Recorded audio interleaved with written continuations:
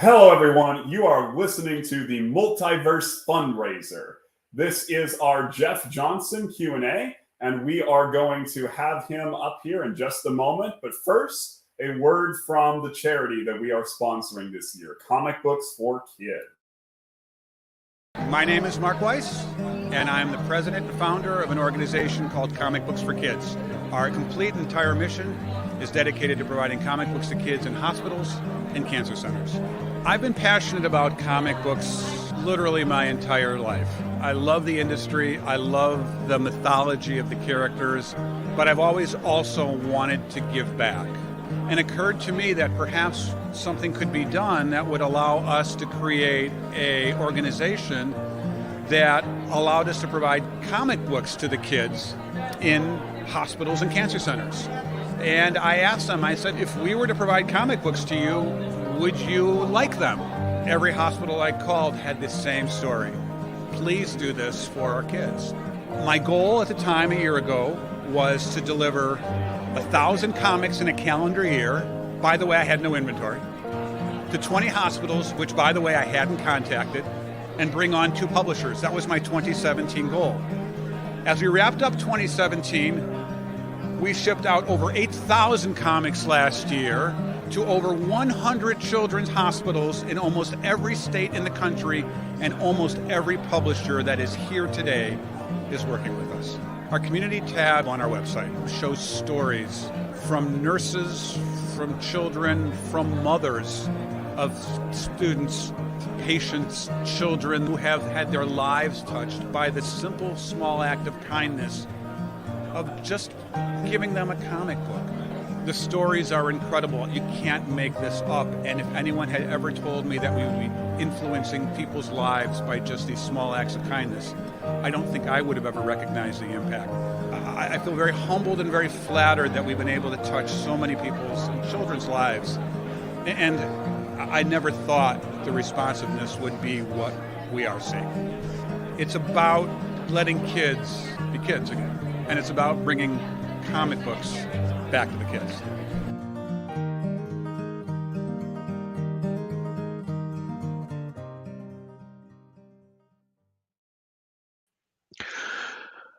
Well, good afternoon, Jeff. I am Carlin Stuart. I'm the moderator for this panel, and we're going to be talking about animation and comic books. Yeah, excellent. So, I hope you're having a great day and haven't seen that bumper, man. That's what a reminder of why we're here. I'm impressed by that. I think it's fantastic. I would love to know which comics are so great and it's such a long and huge medium. I would love to know which ones the kids are reading and loving and which ones they ask for more of. I'd love to hear some more of those stories. Well, I'm sure Mark Weiss could fill us in on a lot of that. Mm.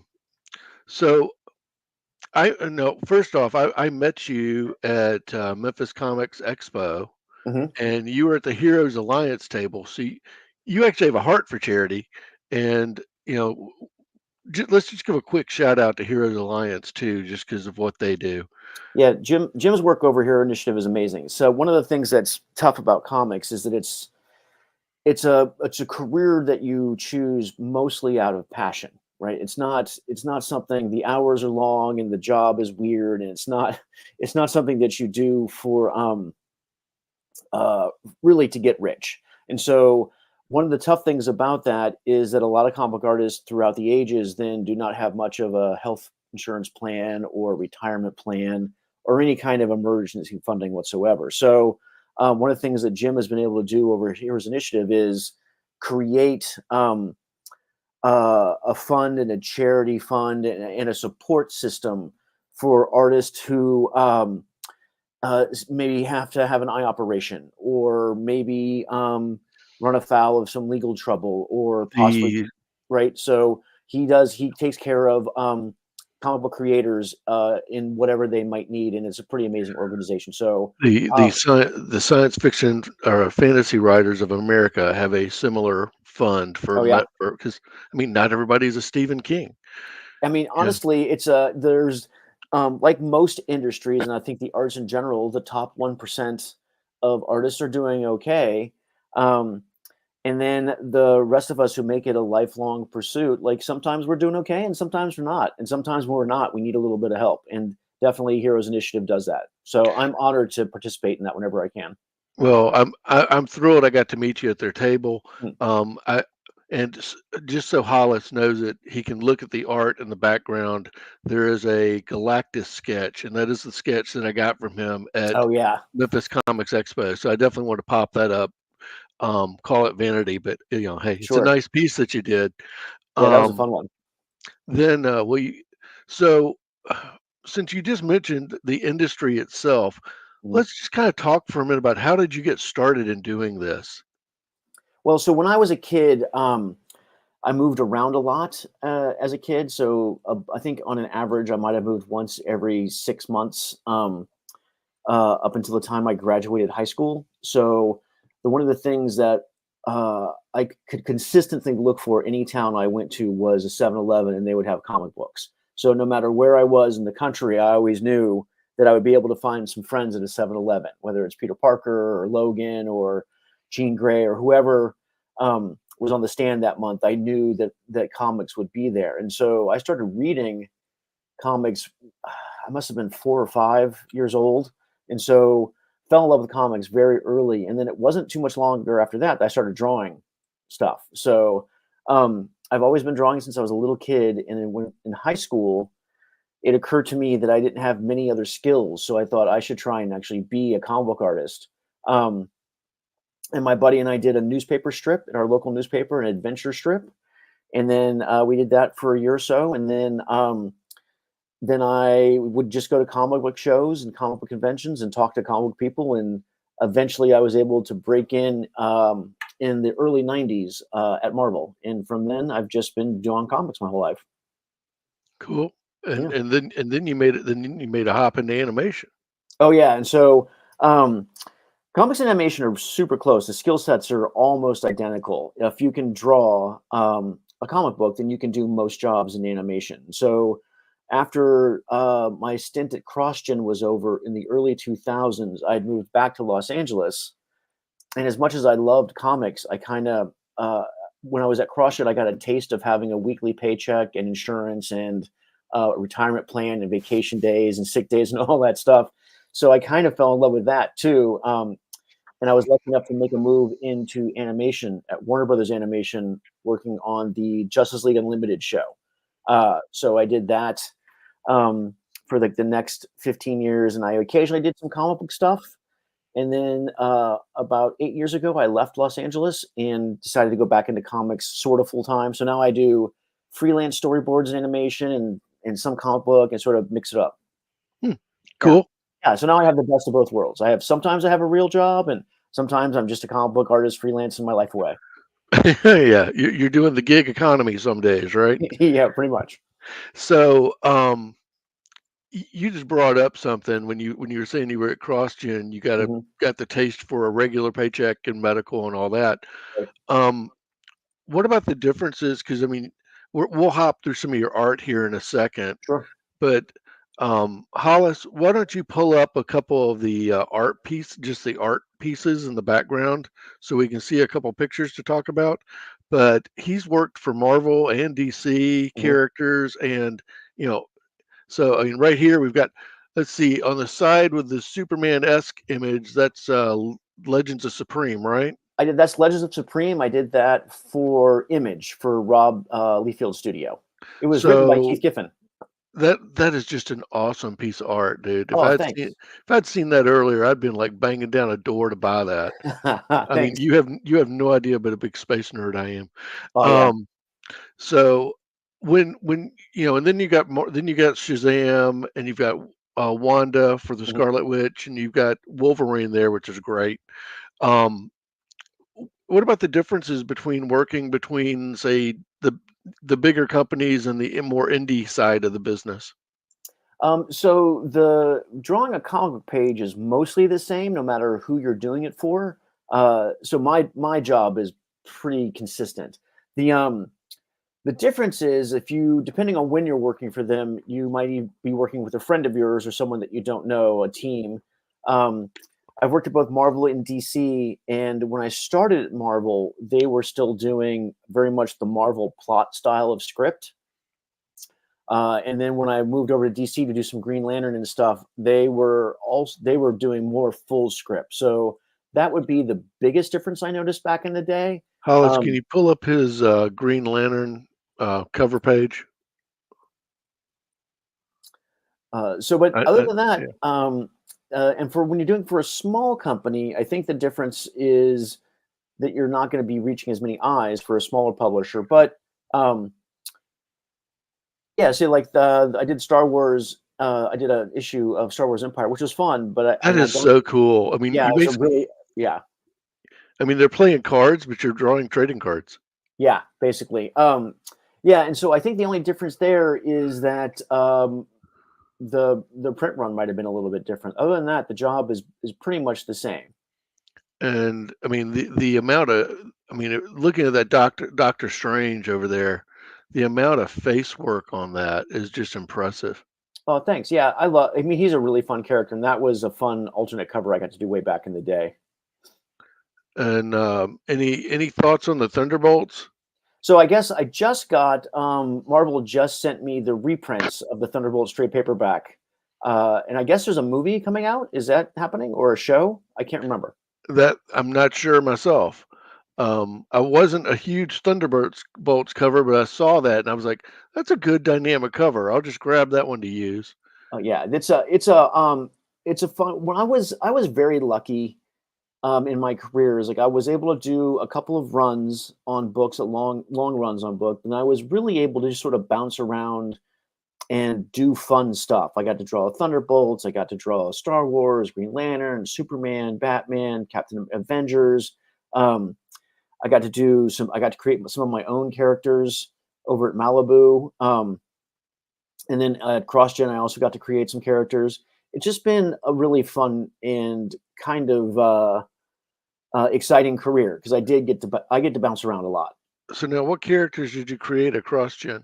At CrossGen, I created a book called Way of the Rat, which was a kung fu action comedy, sort of based on Jackie Chan and other kung fu films. And right when you were logging on, we had the image of that Japanese dragon that was from Way of the Rat. Right. House can see that one right there. Yeah. We ignore the space shuttle, so that was not one of your pieces. It was errantly picked up on my part, but that's a beautiful piece of art for Way of the Rat. Oh, thanks. Yeah, that book was a lot of fun. My team was amazing. Chuck Dixon was a great writer, and I had a fantastic inker and Tom Ryder, and my colorist Chris Garcia, as you could tell, was just he had gorgeous choices. Chuck Dixon's a really nice guy. I met him. I met him when he did the first Robin miniseries. Oh yeah, that's great stuff. Yeah, I mean, way back when. Yeah, cool stuff. Hey, Hollis, would you mind throwing another piece of art up, please, for us? Of course, you had a great run with doing Wonder Man, right? Yeah, that was like I said, I've been very, very lucky. My first gig, I did the backup in issue 10 of Stalkers. That was the first job that Fabian Nicieza, my editor, and also a friend of mine, gave me to try me out at Marvel. And then he had just become an editor, and he was doing the new Wonder Man series, and he asked me if I wanted to try out for it. And I'd loved the character. He's always been one of my favorites, so I was super happy to do that. And then luckily, amazingly, got the job. So Wonder Man's my first real work at Marvel, and I got my own series, which was fantastic.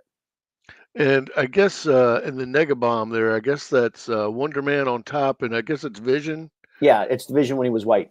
Yeah, based on So and then this is on me. We got a double hit on the Fantastic Four. One of them came out kind of glary, and the other was fine. Oh, that's okay. Yeah, that was a really interesting job. The idea of that job is that to take old classic Fantastic Four stories and revisit them, but not show what had been shown that Jack Kirby had already drawn, but show stuff that was happening to the other characters at the same time. So I got to play in the Jack Kirby Fantastic Four world, but draw different stuff.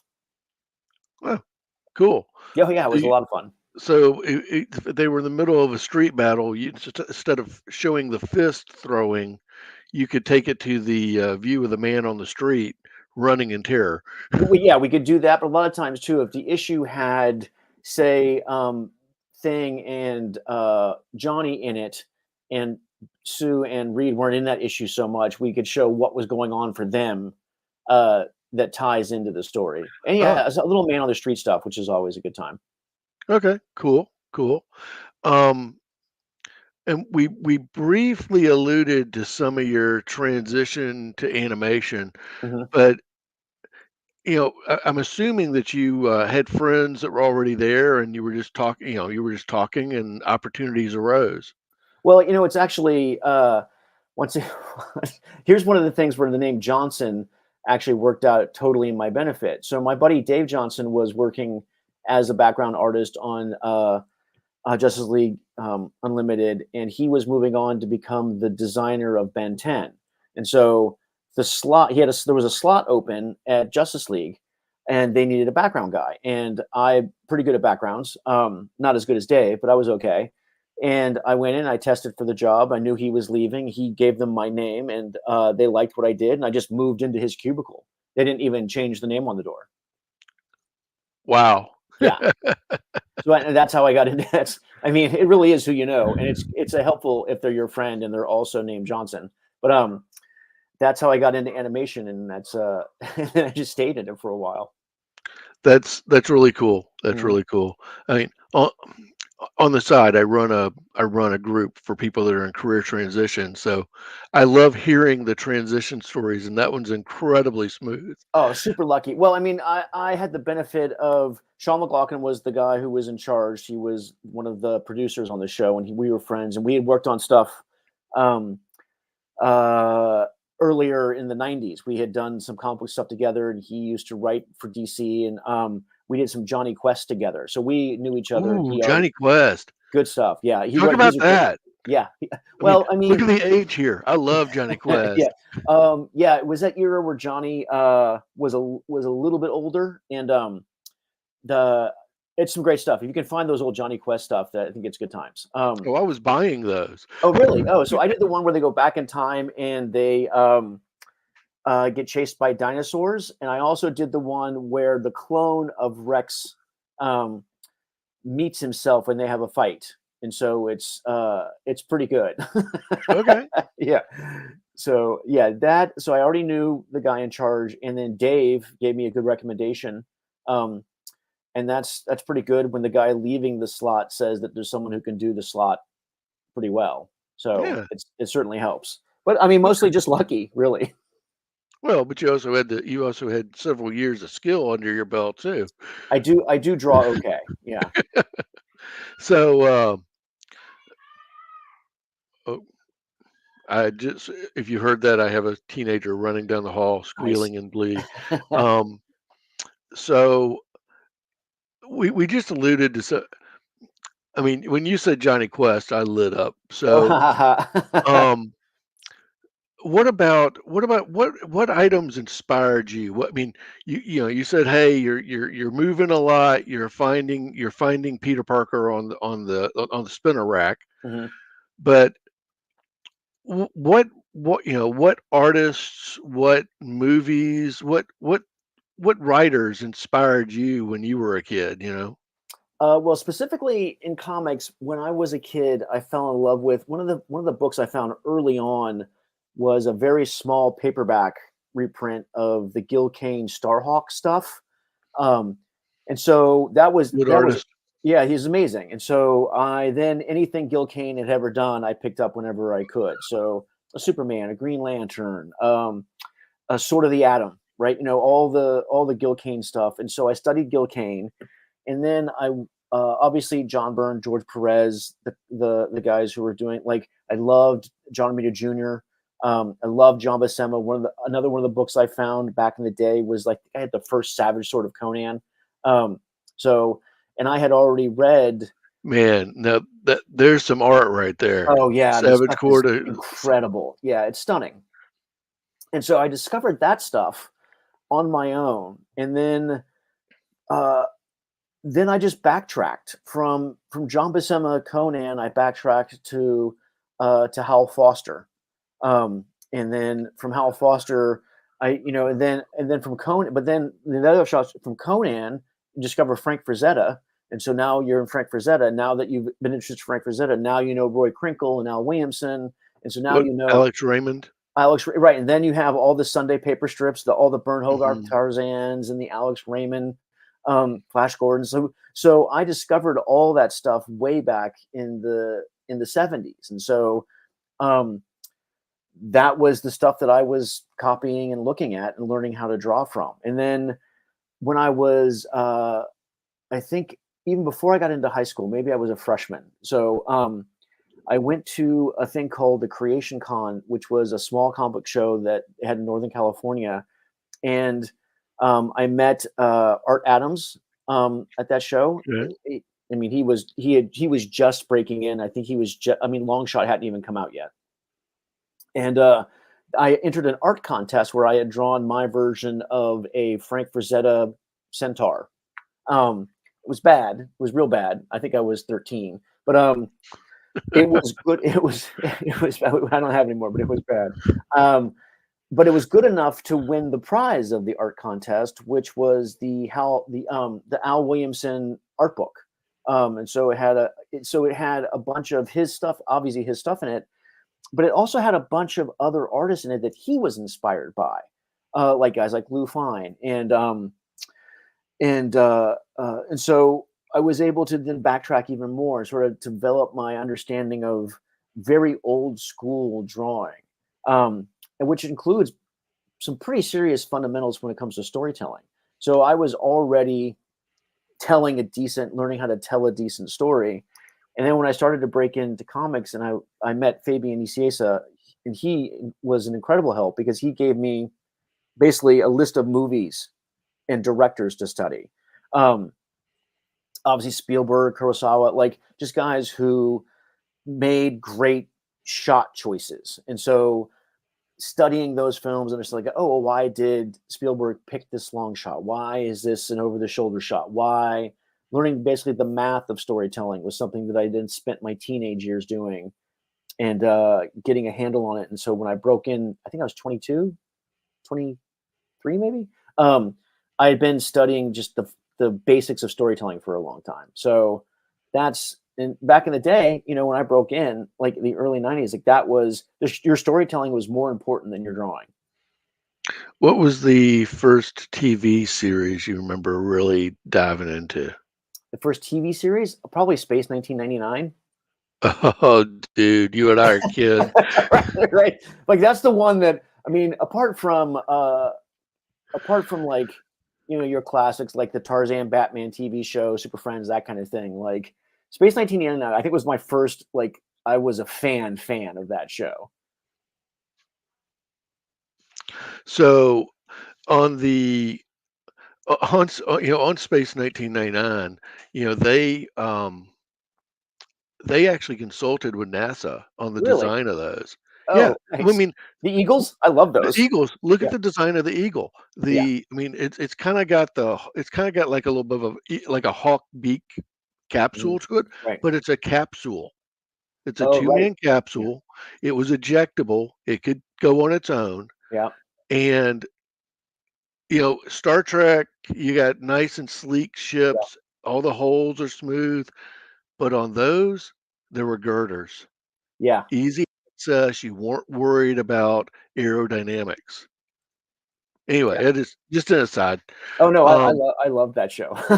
it was great. Yeah. Well, and what was it? Michelle, that I forget the lady's. It was the lady that played Maya. Her last Oh, name was Shell. oh I mean, yeah. who didn't have a crush on her? I mean, so it was the preteen years were pretty good. Yeah. Yeah. So, okay, so we've talked a little bit about influences and things like that. Um, what project have you been really, really proud of? Um, So I'm pretty proud of most of the stuff I've done. I've been, like I said, I've been really lucky and got to work on great things. I did a Green Lantern annual that it's basically Green Lantern gets sucked into this fantasy painting. It's basically a Frank Frazetta style painting.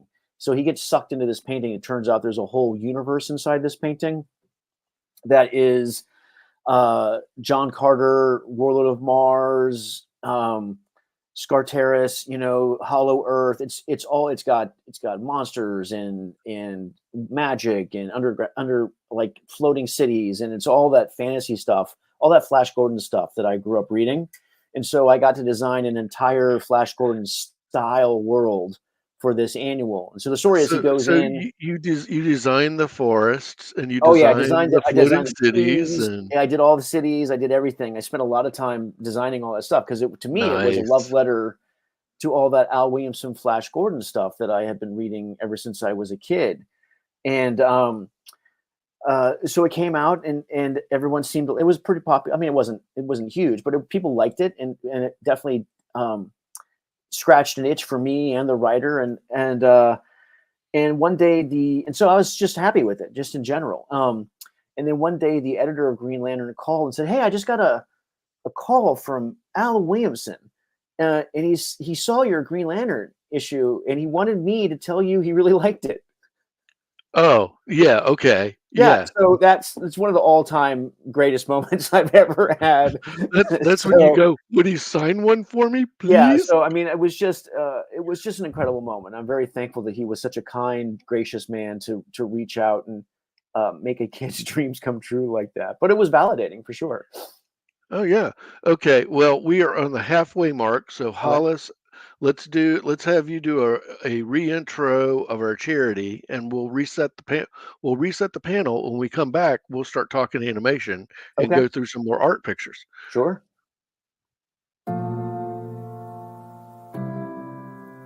And this is what we do.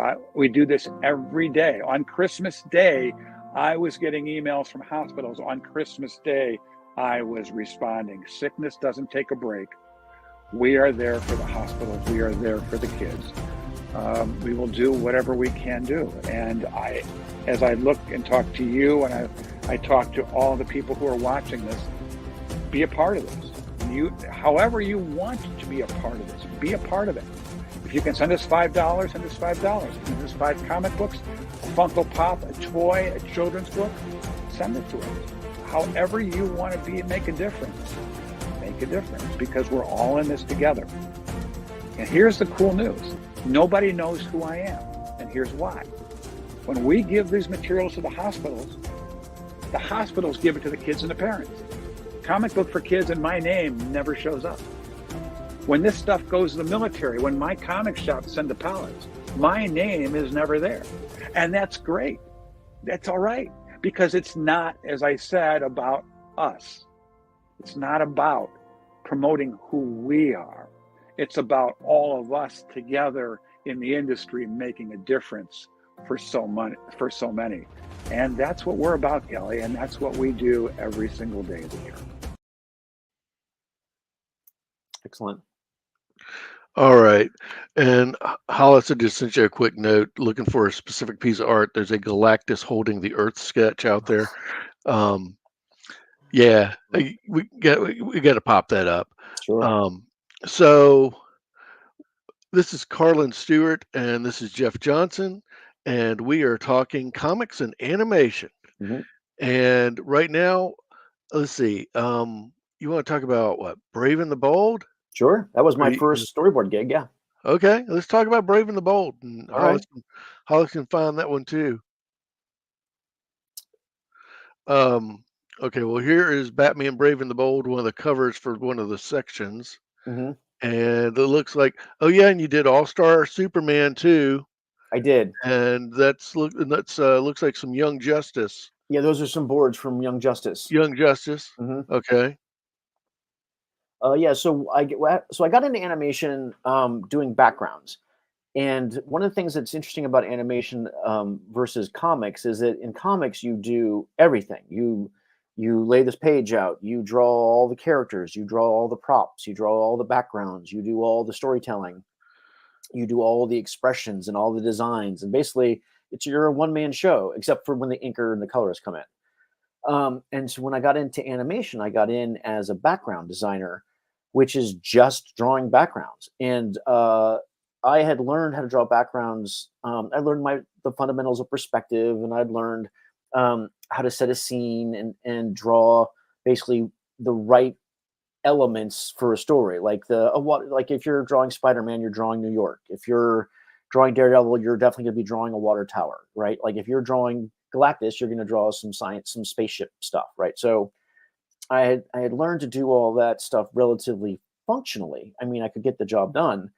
But then when you get into animation, it's like there's a jack of all trade, master of none kind of approach to drawing comics. But in animation, these guys are the best at the thing that they do. So Dave Johnson is an amazing background artist and designer. Like he comes up with super cool stuff. And all the guys working at Warner Bros. At the time there's not many comic book guys in animation. They specialize pretty early. So I learned more about drawing backgrounds in that one job that I had than I had in my entire career beforehand, because it was just the only thing that I did. And I finished out Young Justice doing backgrounds on that. And then my next job was going to be on the Boondocks as a background artist again. And it was a different kind of show.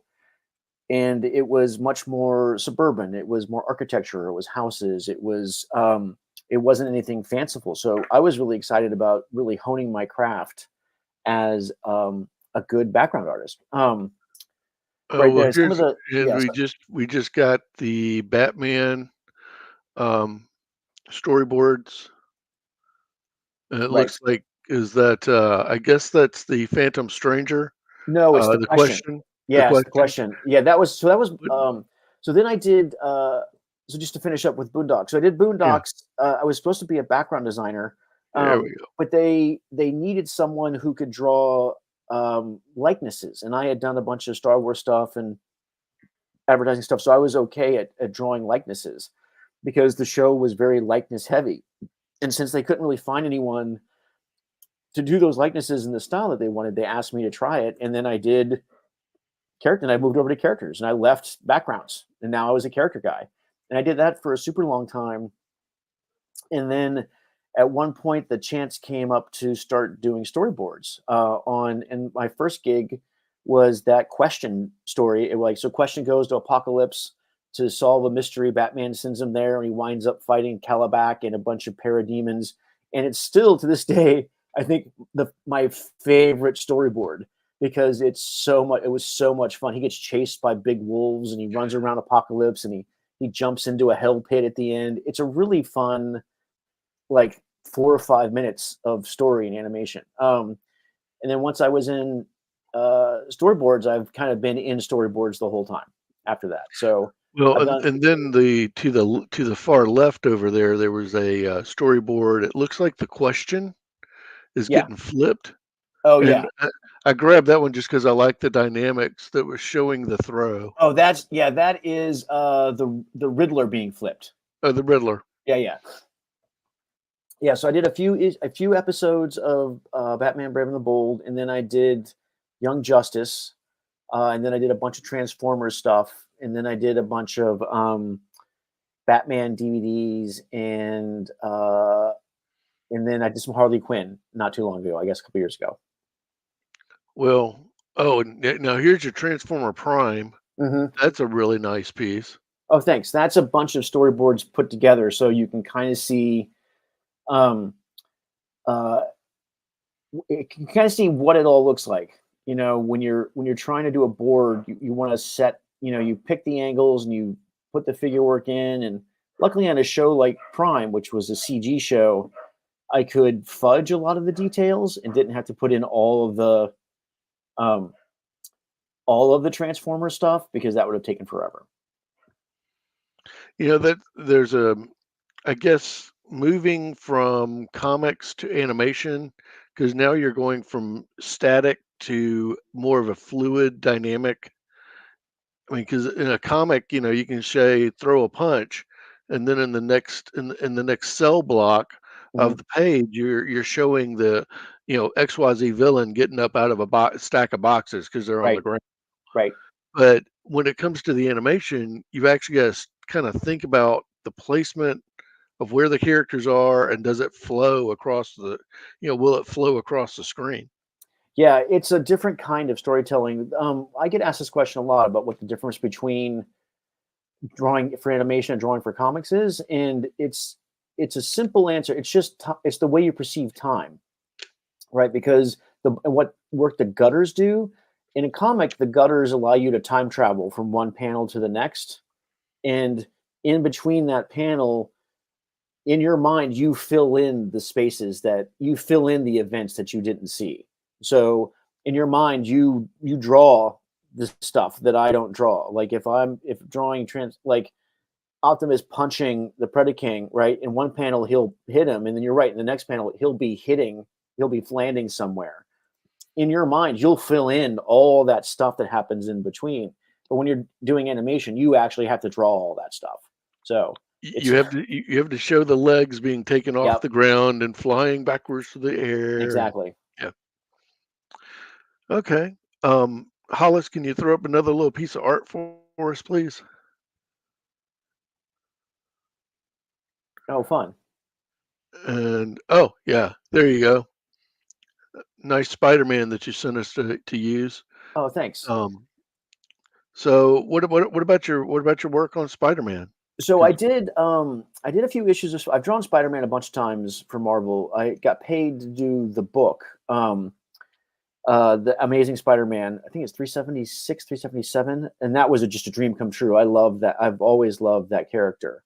And he shows up occasionally in Wonder Man and some other Marvel stuff that I've done. But like actually drawing his book was an incredible dream come true. Like I was over the moon. I love the idea so much. I actually moved to New York for a couple months and lived in a really crappy apartment because I was a suburban boy. I was a California boy for the most part, and I had no idea that when I finally got to New York, I finally understood what swinging. I'm like, oh, of course you would swing.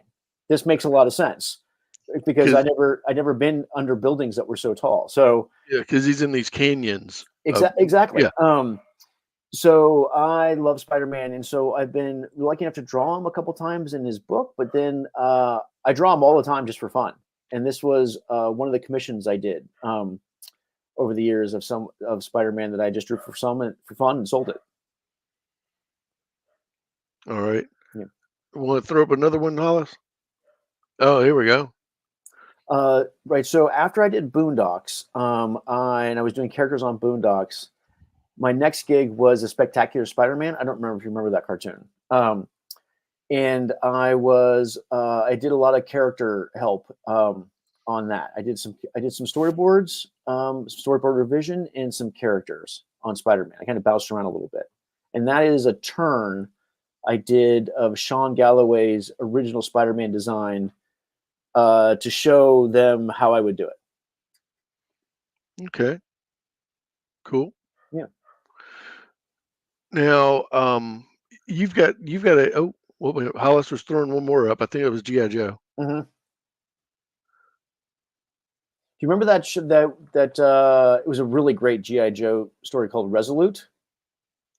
Okay. I wasn't a big buyer of G.I. Joe, but this was an animated series. Yeah. And okay. So this is one of the things you do when you're a character artist. So the lead character designer will hand you a pose and a drawing of the character, like that one on the far left with his arm up.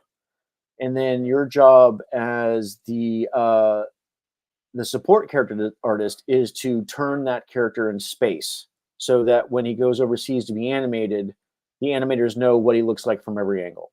So, and you want to make it so it spins smoothly, but still shows everything from every angle. So that's just one of the turns I did for the G.I. Joe show. Okay, cool. And while Hollis is finding another image, I from when we were talking earlier, you've got a Kickstarter project that's in process right now. Oh yeah. So we reached our goal. I'm now in the process of getting it printed. and I'll be getting out all the notices to all of our supporters pretty soon. So it's a book that I'm doing with James Robinson. He is writing it, and it's amazing. Um, we came up with it together, but he took it and made it. We came up with the concept, and then he wrote this incredible story. And so it's called Rogue's Kingdom, and we're going to try and make it as long a running series as we possibly can. So So that would be the one that had the RK for the cover that you sent, right? yeah, hmm Okay, I'll give out. there There you it go. is. Yeah, Rogue's Kingdom. That's my inks for the first cover. It's a wraparound cover, and And go ahead. I was gonna say it's a fantastic story. I love if I wasn't drawing it, I would be buying it because it's just so much. James has written the most incredible story ever. It's so good. It makes me curious. I mean, it definitely makes me want to know what's going to happen. Right? Hollis, we've got 2 comments from Cartoon Commotion. If you could throw those up. There is. Who doesn't remember the spectacular Spider-Man is an unfortunate soul? It was a really great show. I thought that they did an amazing job. First off, Cheeks, Sean Galloway was a fantastic choice to do the designs. His character designs are fun uh and and lively, and they're just really energetic, and they're great designs. The show is really good. And then he's got a second one down here, and he's talking. Okay, he's talking. Obviously, he is a GI Joe fan. Right. Yeah, I So think they released the smaller episodes. I forget what station it was on, and then combined them into a movie. okay. Oh no, but it is Um, it is not for kids. It's like it's the combat is pretty intense, and it's pretty scary.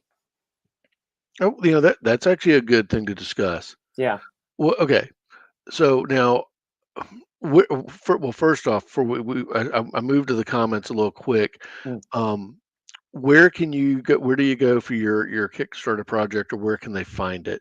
So the Kickstarter is done, and people will be getting the people who supported us will be getting their comics relatively soon, and then so that first issue is gone.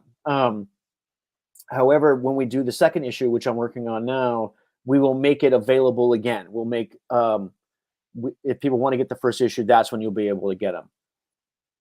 And would they go to your website to do that? Yeah, they'll go to. Yeah, if you want to follow me on Facebook or Twitter or Instagram, I'll make announcements there, or follow James Robinson. He makes announcements also. And then Okay. when we're ready to put the second book out, which should be in a couple months, then we will also make the first issue available again, so you can get both. So you're not lost, because we kind of print on demand, and we print a few extras, but we mostly just print the ones that people want. And then and we'll do that with every issue. Like we'll always have the previous issues available if you want to jump on board. Cool. Hollis, would you pull up another piece of art for us? Oh yeah, Oh, that's a dragon study that's going to be in Rogue's Kingdom. I was about to wonder if it was Kitty Pryde's little dragon, Oh, Lucky. Lockheed, yeah. I mean, I wouldn't be surprised if he's in there somewhere in the back of my mind. But no, that's going to be in the next trade paperback of Rogues. We introduce some dragons. Okay, Yeah, cool. And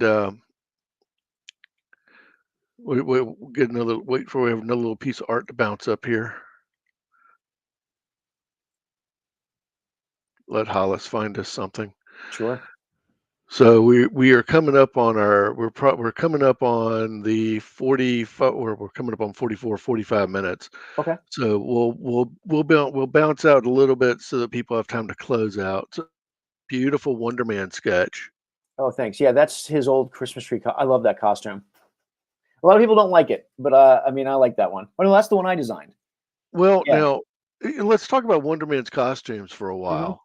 Okay, now you've got this costume, Right. but you remember the where he went to the sunglasses and the jacket? I love the safari jacket. Yeah. I mean, wasn't that kind of like the kind of wasn't that kind of like the Magnum PI era?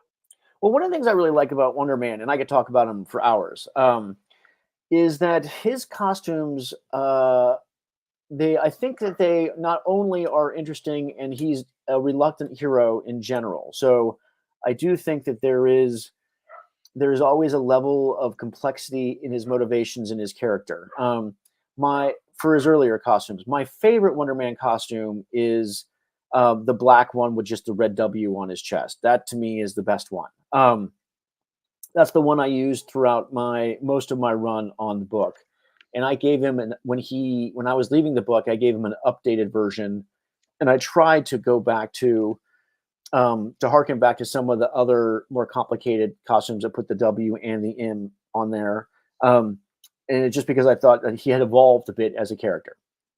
However, I think that was hubris on my part. The costume was fine. I didn't need to change it. But one of my all-time favorites is just the simple red and black of the safari costume. It's so not what a superhero would wear, but he's made purely of energy, right? He doesn't get hot or cold or tired or hungry. So on some level, it really doesn't matter what he wears. He could wear like a parka or a suit jacket or a bathing suit. Like it's still the same to him. Gotcha. Yeah. So now that's a pretty nice ruse cover sitting there. Mm-hmm. That's when I moved to CrossGen, my original job was going to be the fill-in artist. At CrossGen, you did 10 issues a year, and then the other 2 issues were done by a regular fill-in artist. And that was my first gig there, and I did an issue of the Ruse and part of an issue of Crux before I moved on to Way of the Rat.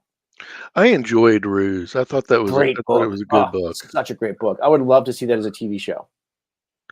And Hollis, you want to roll over another piece for us, please? But yeah. Yeah, Ruse is a great book. I mean, the fact that CrossGen didn't make it at the end of this just sad to me. Some of those books were wonderful. I thought that I thought my book was fun. I liked doing a kung fu action adventure thing quite a bit, and I really enjoyed reading a lot of those other books. I thought Crux was a great book by Steve Epting. The El Corazon, the pirate one that he did with Chuck Dixon was amazing. Who knew we needed a pirate?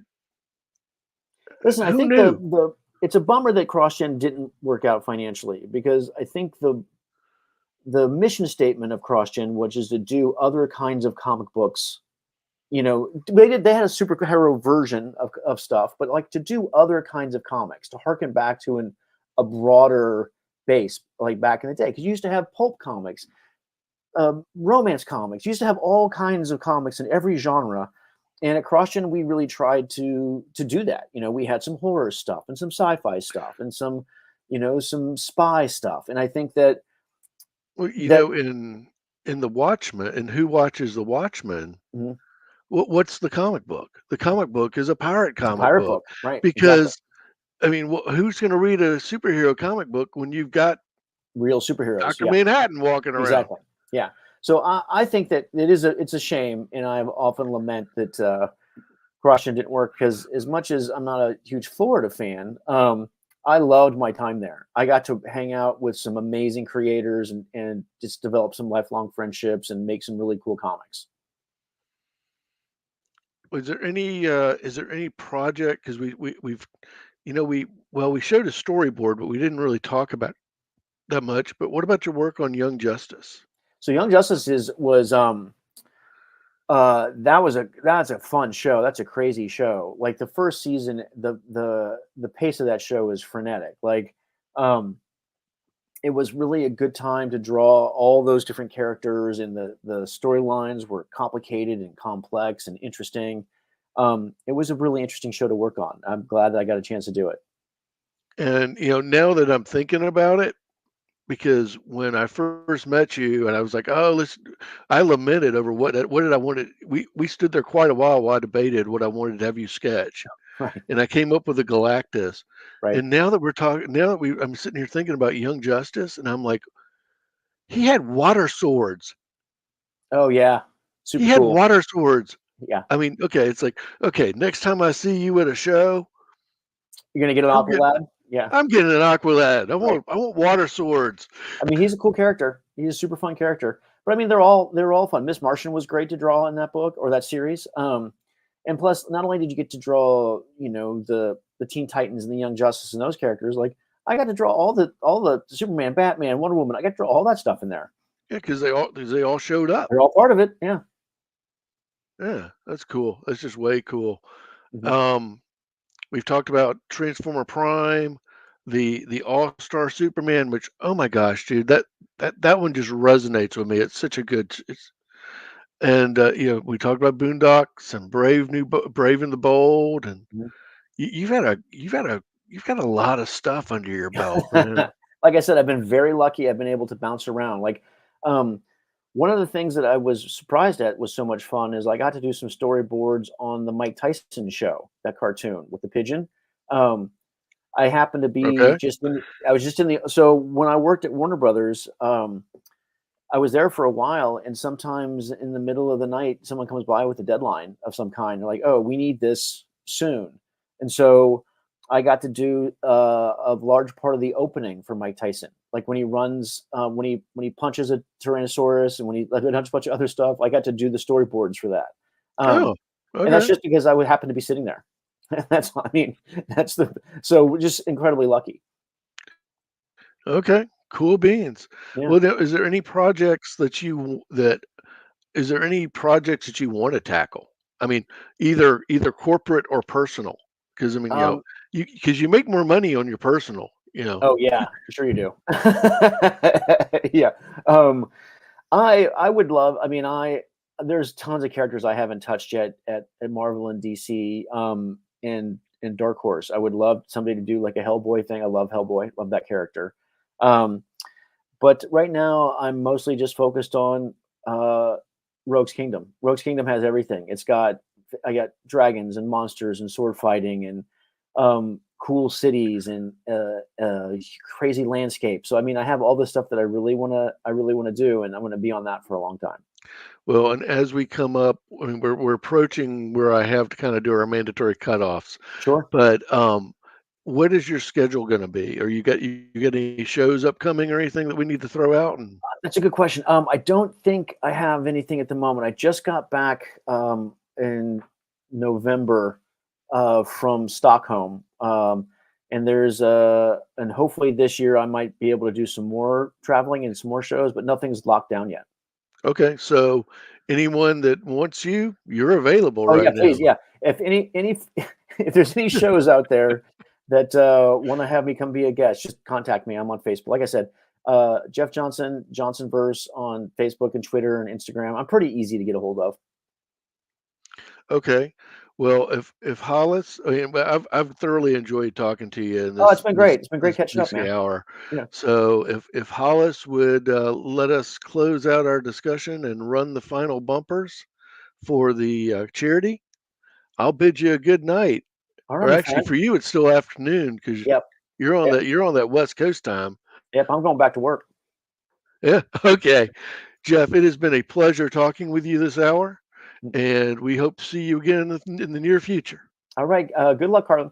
Okay. Thank you so much. All Have right. a great afternoon. All right. Bye, everybody. The Multiverse Fundraiser is partnering with Comic Books for Kids to raise money for their cause. Their mission is to provide comic books to children in hospitals and cancer centers across the United States, Canada, and the UK. We believe in the importance of providing stories that promote hope and bravery to kids who are facing things that are scarier than any supervillain. And we truly believe in this cause. To donate, you can either go to our Facebook page at www.facebook.com/the Multiverse Fundraiser or directly to comicbooksforkids.org.